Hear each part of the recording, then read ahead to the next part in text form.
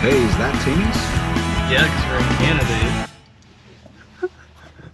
Hey guys, welcome back to the channel. If you're new here, I'm Zach. I just thought we would do a little shop update. It's been a couple weeks. We've been pretty busy here in the shop. So I thought we'd go over a few things, what we've been doing. Friggin' Lacey over here destroying stuff. What's going on, Lacey? I think we're gonna start off with Dad's been up to. So I don't know where his wagon's sitting. So if you follow along with his wagon, his 57, he's been working on that thing slowly.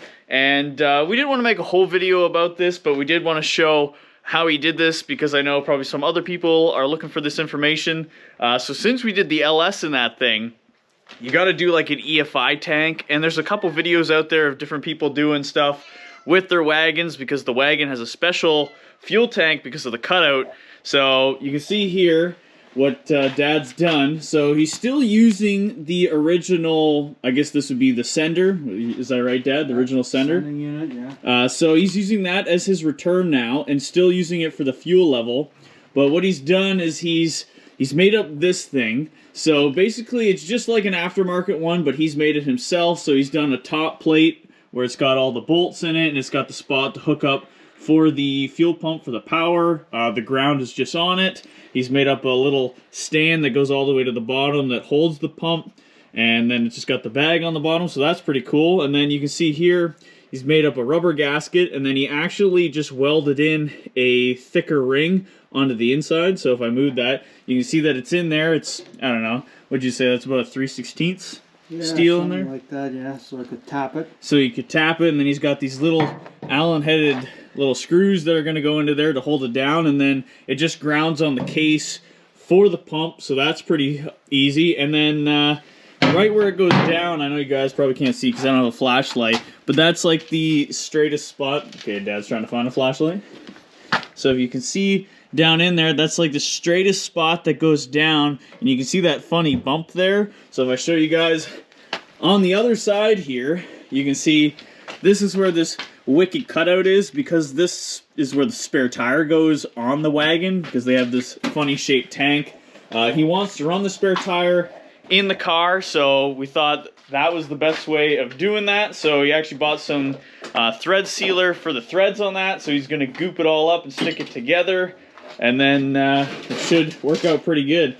He also changed the filler neck over here, so he made up this little fitting out of some actually stainless steel exhaust tubing, just so that he could get just like a regular hose onto the end of that instead of using the O-ring style. So he's just going to put a hose clamp on that now. So that should work out pretty good. Let me put this gasket back and I'll never know which way it went. So there we go.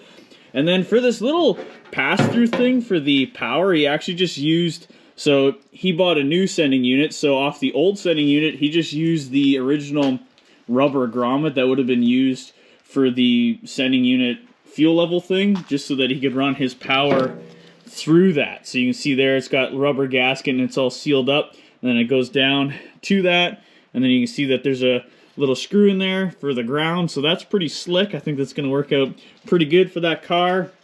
We'll probably show that working once we do another video on the wagon. I know Dad wants to do a suspension video. We're still trying to hunt down some coilovers for that car. So pretty much we're just trying to find something affordable. A lot of them, I mean, they're not crazy expensive, but you know, we're always trying to work on a budget around here. And you can see in the background here, so this is what's been taking me so long. So this is the C1 Chevelle. It actually had to sit outside for a little bit because I'm going to tell you why in a second here. But you can see that the back wheels on this thing are looking a little funny. So we're doing a video on changing this thing to a 5-on-5 bolt pattern. And I got a whole pile of goodies here for the car. So you can see a new fuel tank. There's some gauges over there. The motor's sitting over there. I can't wait to get that thing in. So that's going to be going in soon. And we got some spindles sitting over there that we're going to throw on the front of this thing. But pretty much it's been taking me this long to try to do this video because this car has been fighting me and it doesn't want to change from the way it is. I mean, I get it. You know, if I was this way for so long, I wouldn't want to change either. Lacey loves this car. She loves climbing on this thing. But hopefully that video is going to be coming out soon. Maybe towards the end of this week or next week. cross your fingers. I got a lot of stuff going on. So the reason why this thing was sitting outside is if you've watched, I have a video out on my 54 Chevy pickup truck. So we actually had to move this thing out of the barn so that we could get my 54 Chev pickup out, because it's going to be shown at the Toronto Auto Show. So if you're in the Toronto area, anywhere from February 17th to the 26th, it's at the Metro Toronto Convention Center. I think that's what it is. So you can actually go see one of my builds in person there, and I'm actually going to be there on the first Saturday and Sunday that the show is on. So you might catch a guy walking around the show. You can talk to me about your builds. I love to know what you guys are working on. So if you see me there, say hi. So that's pretty cool. I'll actually throw a picture of my truck up on the screen so you know what you're looking for. I love that truck. Yeah, so that's what's been going on, and that's what's been taking up a lot of my time. We're going to be doing Toronto Motorama again as well this year. So that's in March. I think that's is it the 10th, 11th, and 12th or something like that? That weekend anyways. I know it starts the 11th, I think, in March. So that's next month. So you guys can actually catch me there all 3 days. So I'm going to be there. We're going to be probably handing out stickers again. So if you want a Tukes and Tires sticker, you can come grab one of those. We are going to be selling some t-shirts, what I got left. So you can buy one of those, support the channel.